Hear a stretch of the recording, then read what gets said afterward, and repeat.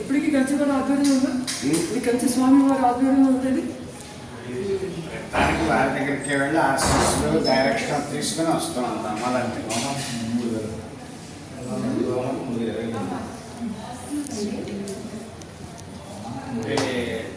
ఈ పాఠశాల నలుగురు ఉన్నారు కాబట్టి రెండు మాటలు చెప్పదలుచుకున్నానండి. 1943లో ఈ పాఠశాల కప్పగంతల సుబ్రహ్మణ్య శాస్త్రి గారు ఆ ఫోటోలో ఉన్నారు. వారు ఇళ్ళకి వెళ్ళి కానీ శంకరపట్నం దగ్గర చుట్టూ ఎవరైనా అరుగు మీద కూర్చొని పిల్లలకి సంస్కృతం నేర్పేవారు. ముఖ్యం అది కదా. అప్పుడు 43లో పరమాచార్య అంటే మధ్యలో ఉన్నవారు వారు ఏలూరు వచ్చారు. వచ్చినప్పుడు విషయం తెలుసుకొని ఊళ్ళో పెద్దల్ని పిలిచి మీరంతా ఉన్నారు కదా పాఠశాల పెట్టండి అని వారు ఆదేశించారు. అప్పుడు చెరుకువాడ సత్రం అని బాలా త్రిపుర సుందరి గారు ఆ రోజుల్లో వీధికి ఒక సందులో ఒక సత్రాలు ఉండేవి. అన్ని సత్రాలే మనకి ఇక్కడ. ఈ సత్రం 2000 గజాల్లో బాలా త్రిపుర సుందరి గారు కట్టి పెంకుటిళ్ళు 2 వేసి పాఠశాలకి ఇచ్చారు. ఆవిడ సత్రం. ఇది 40 ఏళ్ల తర్వాత 67లో వచ్చారు. మళ్ళా వాళ్ళిద్దరూ వచ్చారు స్వామివారు. 15 రోజులు కేపీరెడ్డి స్కూల్లో ఉన్నారు. అప్పుడు ఉత్త సంస్కృతమే కాదు పూజా విధానం తెలియాలి కాబట్టి స్మార్తం కూడా ఈ పాఠశాలలో పెట్టండి అని పరమాచార్యుల వారు మళ్ళీ ఆదేశించారు. అప్పుడు ఇక్కడ స్మార్తం పెళ్ళిళ్ళు ఓడుగులు వచ్చేయటం ఆ విభాగం ప్రారంభించారు మన పెద్దలు 67.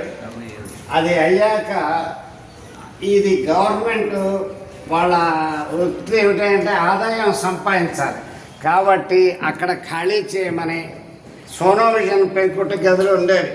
అక్కడ క్వార్టర్స్ స్టాఫ్కి ఎంత పాఠశాల అంటే పివి నరసింహారావు గారు ఏలూరు వెళ్తున్నానంటే చీఫ్ మినిస్టర్గా ఏలూరా అయితే పాఠశాల ఉంది అక్కడ కూడా వెళ్ళాలి మనం రాసుకోండి అన్నట్ట పిఎన్. అంత పేరు తెచ్చిన పాఠశాల ఇది సంస్కృతం. హేమాహేమల్ దూర్బల ప్రభాకర శర్మ గారు వాళ్ళు ఇక్కడ చదువుకున్నారు. 67లో స్మార్తం పెట్టారు. ఆ తర్వాత గవర్నమెంట్ ఇది తీసుకుని బయట వాళ్ళ గద్దెలకి ఇచ్చి మనకి ఈ ఆ గోడ నుంచి ఇది ఒక్కటే జాగా ఒక చిన్న పెంకుటి గదే మిగిలింది. 67 నుంచి మొన్నటిదాకా నేను 2000లో కార్యదర్శిని అయ్యా. దీనికి కోర్టుల చుట్టూ తిరగటమే.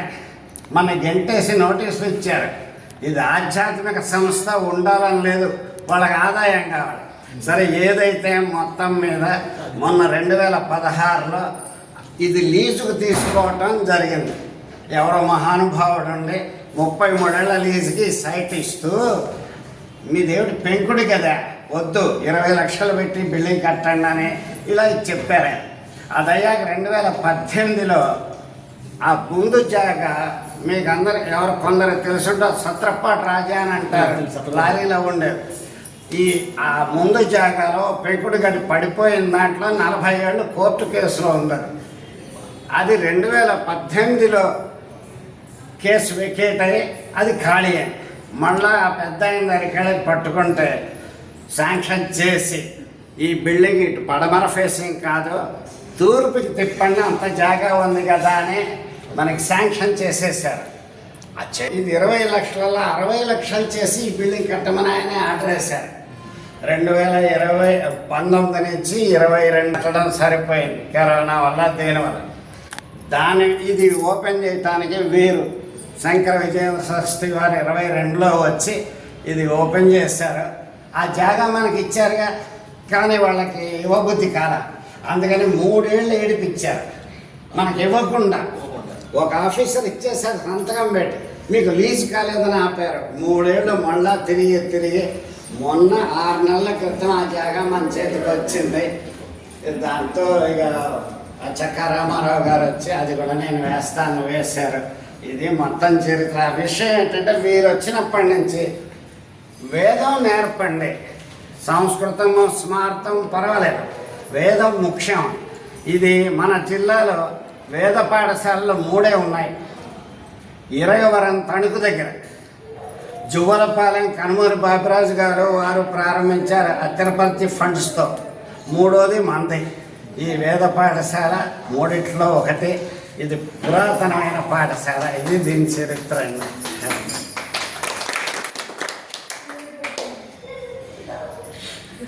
ఈ స్థలం గురించి చాలా వివరంగా ఇప్పుడు ఎందుకంటే ఇదంతా తర్వాత చిక్కడిగా రావటం గొప్ప ఆయన మళ్ళీ దీన్ని ఆలోచన తీసుకోవడం తర్వాత అలాగే ఇదో స్వామి మఠాధిపతులు ఇలాంటి వీళ్ళందరూ స్వామీజీలు ఇదంతా వచ్చి వాస్తుపరంగా కూడా సెర్చ్ చేశారు. ఇప్పుడు దీన్ని కూడా గోశాల కూడా వాస్తుపరంగా సపరేట్ చేసి ఏర్పాటు చేశారు. చాలా బాగుంది ఇక్కడ. ఎందుకంటే సరే ఇక్కడ కూడా మనం ప్రతి అమావాస్యకి ఏమన్నా అవకాశం ఉంటే పెట్టుకుందాం. మీకు అందరికీ ఇష్టమైతే అమావాస్యకి ప్రతి అమావాస్యకి రావచ్చు ఇక్కడికి. అయ్యో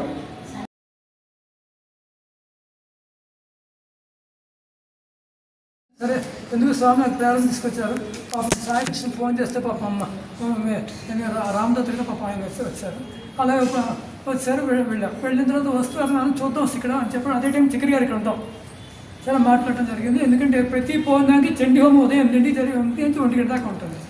రావచ్చు, చేయొచ్చు, దర్శనం చేసుకోవచ్చు. మన ఇష్టమైతే కనుక కొడతావచ్చు. మనం తోచి అడిగేదానిక రుసుమిని అదేమో లేదని చెప్పేస్తారు అది అడిగారు. అందువల్ల మన భక్తి బృందం తరపుగా ఇప్పుడు మన ధర్మద్రాలు ఎలా సేకరించి అవి చేస్తున్నారో అలా మీకు ఇష్టమైన చండీ హోమం అనేది అన్ని చోట్ల జరగాలి. చేసిన శాస్త్రోక్తంగా జరగాలి. ఆ శాస్త్రోక్తంగా జరిగి 4 ఉట్టుకుని పెట్టి చేయిస్తారట అని చెప్పారు అదే ఆయన చెప్పారు. అందువల్ల ఎందుకంటే అందులో అవకాశం ఉంటే పౌర్ణానికి అలాగా ఆ చండీ హోమం మనం పార్టిసిపేట్ చేస్తే అవకాశం ఉన్నవాళ్ళు వచ్చి అంటే ఇప్పుడు కుదరని వాళ్ళు వాళ్ళ కుటుంబ సభ్యులు ఎవరైనా రావచ్చు, లేకపోతే వాళ్ళు ఇష్టం అలా.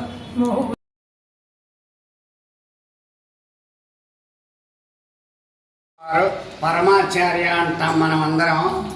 చంద్రశేఖరేంద్ర సరస్వతి స్వామి వారు ఆదిశంకరాచార్య క్రీస్తు పూర్వం 400 అంటే దాదాపు ఇప్పుడు 2500 సంవత్సరాల క్రితం కాలేలో జన్మించి మన హిందూ మతంలోనే శైవులు వైష్ణవులు అది ఇదని కొట్టుకుంటుంటే అది కాదని పునరుద్ధరించడానికి అంటే అందరినీ నచ్చ చెప్పి ఒక తాటి మీద అద్వైతం తీసుకురావాలని వారు వచ్చి వారి తదనంతరం వారు ఉన్నది 32 సంవత్సరాలు. తదనంతరం మరి బోధించే వాళ్ళు కావాలి కదా అని దేశం 4 మూలల పూరి, బదరి, ద్వారక, శృంగేరి 4 చోట్ల 4 పీఠాలు పెట్టి వారు ప్రవర్తించారు. ఆ 4 పీఠాలు ఈ 4 చోట్ల ఇవాళకి ఉన్నాయి. శృంగేరి ఇవన్నీ వారు తదనంతరం మరి అందరికి అనుమానం వస్తుంది. ఆదిశంకరాచార్య చుట్టూరే శిష్యులు ఉంటారు, మరి కంచి ఏమిటి అని. ఈ కంచి విషయం ఏంటంటే శృంగేరిలో ఎందుకు వారు పీఠం పెట్టారంటే సెలక్షన్ ప్లేస్. వారు అలా పాదయాత్ర చేస్తుంటే కప్ప పాము ఉంటాయి కదా, చంపేస్తాయి. కానీ కప్ప ప్రసవిస్తుంటే పాము నీడ పట్టిందిట అక్కడ. అరే ఇంత ఉందని అప్పుడు వారు దివ్య దృష్టి చాలా గొప్ప స్థలం అది, అందుకని అక్కడ పీఠం పెట్టారు. అలా 4 పెట్టాక వారికి అక్కడ స్పర్శ కంచిలో మొత్తం భారతదేశంలో జ్ఞాన సంపద అక్కడ ఉంది. మన గనక బంగారపు ఖని కింద ఉందన్నట్టుగా జ్ఞానం. అందుకని ఇక్కడ కూడా పీఠం పెట్టాలని ఆయన పూజ చేసే లింగాన్ని ఆయనే అక్కడ పెట్టి ఆ పీఠానికి మొదట పీఠాధిపతి వారే. ప్రతిమానాలు ఇట్లా వేరు. అది కంచి పీఠం యొక్క విశిష్టత. ఆయన నెంబర్ 1 అయితే నెంబర్ 2, 3, 4లో 68వ పీఠాధిపతి వారు. 69 జయేంద్ర సరస్వతి వారిద్దరూ సిద్ధి పొందారు. ఇప్పుడు వీరు 3వ వారు ఈ ఫోటోలో వారు పీఠాధిపతి. 4వ వారు కూడా వచ్చారు, సత్య చంద్రశేఖరేంద్ర సరస్వతి స్వామి అన్నవరం. వీరి గొప్పతనం ఏమిటి అంటే మొత్తం ప్రపంచంలో ఉన్న వాళ్ళందరూ ఆధ్యాత్మికవేత్తలు కూడా పాదాభివందనం చేసే స్థితి కారణం ఆయన నియమం నిష్ట. ఆయన కరెంటు జీవితంలో వాడాల, జీవితంలో కారు ఏది ఎక్కల. 4 సార్లు నాకు తెలిసి 60 ఏళ్ళ నుంచి కాశ్మీర్ వరకు నేపాల్ చూసి వచ్చాను నడుచుకుంటాం. ఇక్కడ బయలుదేరటం, కలపర్లో బస, అక్కడ అభిషేకం, మన జంక్షన్, అలా మొత్తం దేశం మొత్తం ఆయన జీవితంలో రిక్షా కూడా ఎక్కల. 4 సార్లు తిరిగారు. కరెంటు వాడరు. కొవ్వొత్తి దీపమే నూనె దీపం, మంచాలు లేవు, ఉత్త నేల మీద చాప వేసుకుని పడుకోవడం, ఇలాంటివి కాక ఎన్నో నియమాలు. ఆ నియమ పాలనలో ఆయన అంత మహాత్ములై పరమాచార్య అని రాష్ట్రపతి వెంకటరామన్ నేను చూశాను. వారు అక్కడ ఉంటే కంచిలో ఇలా వచ్చి సాష్టాంగపడి లేచి మళ్ళా సాష్టాంగపడి రాష్ట్రపతి 3 సార్లు చేసి దగ్గరికి వెళ్ళిన అంత పరమాచార్యుల వారు. అది వారి గురించి చెప్దామని మిమ్మల్ని ఆపాను.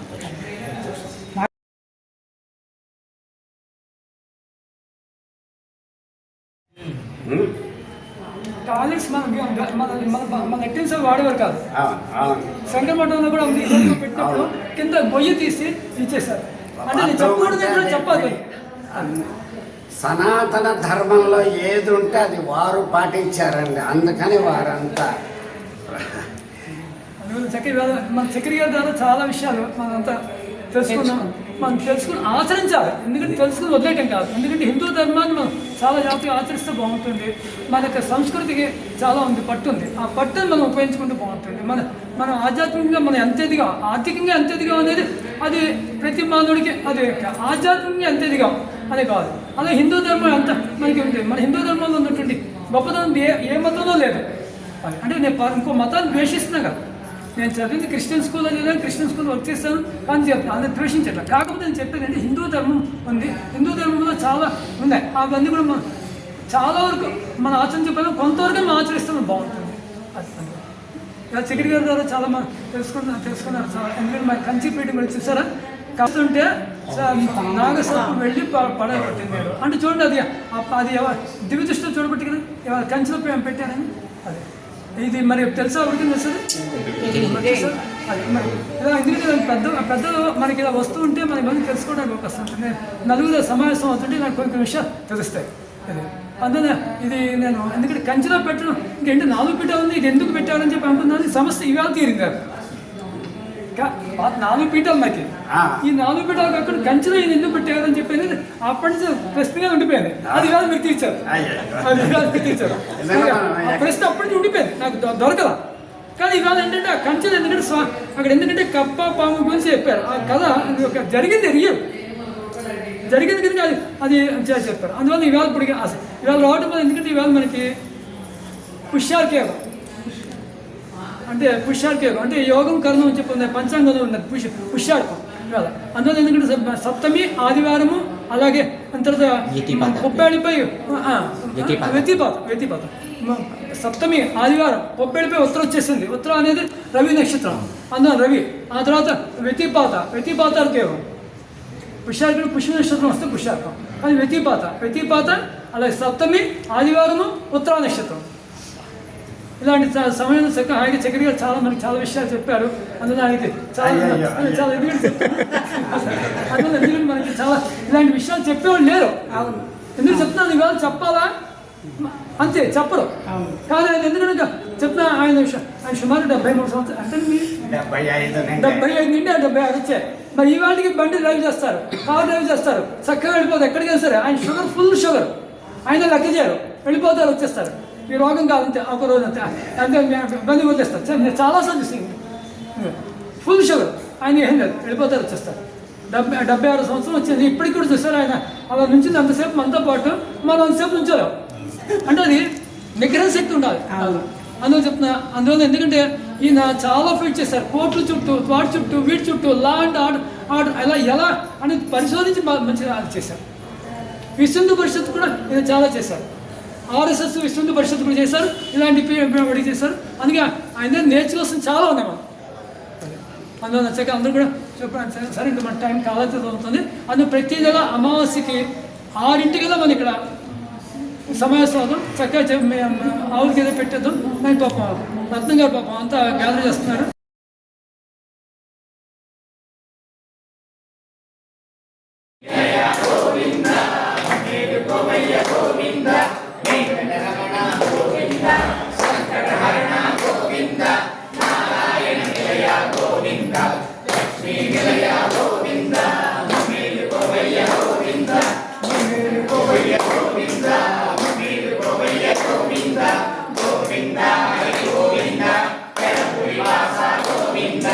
గోవింద హరి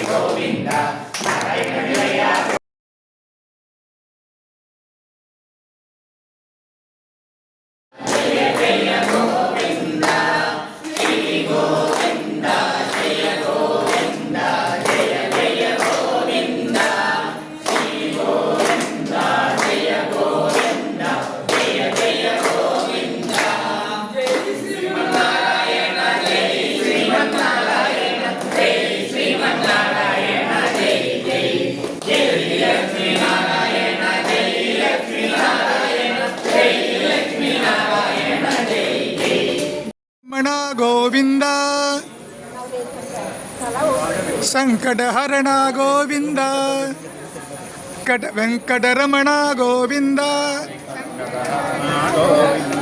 సంకటహరణ గోవింద తిరుమల గిరివాస గోవింద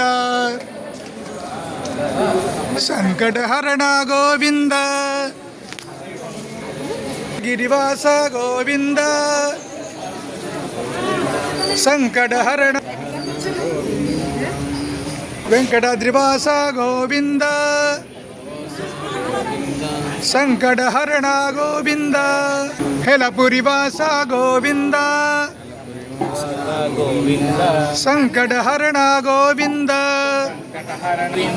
నారాయణ నిలయ గోవింద నిలయ